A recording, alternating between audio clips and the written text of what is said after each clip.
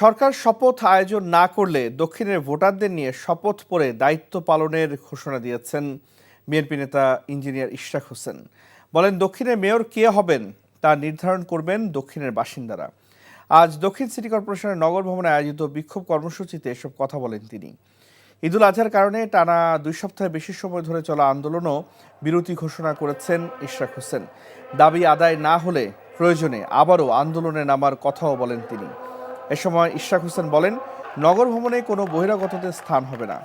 সরকার আদালতের রায় ও নির্বাচন কমিশনের গেজেট অমান্য করার মাধ্যমে নিজেদের নিরপেক্ষতা হারিয়েছে বলেও অভিযোগ করেন ইশরাক।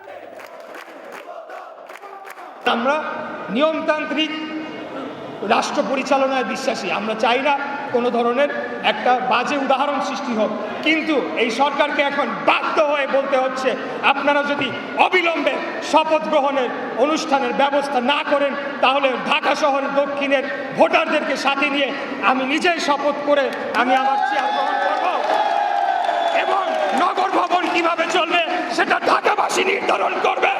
কোনো বহিরাগত উপদেষ্টা বা বহিরাগত কোনো প্রশাসক দিয়ে এই নগর ভবন পরিচালনা করতে দেওয়া হবে না, হবে না, হবে না। এই ঈদে জামা জুতো অ্যাক্সেসরিজের ডিসকাউন্ট।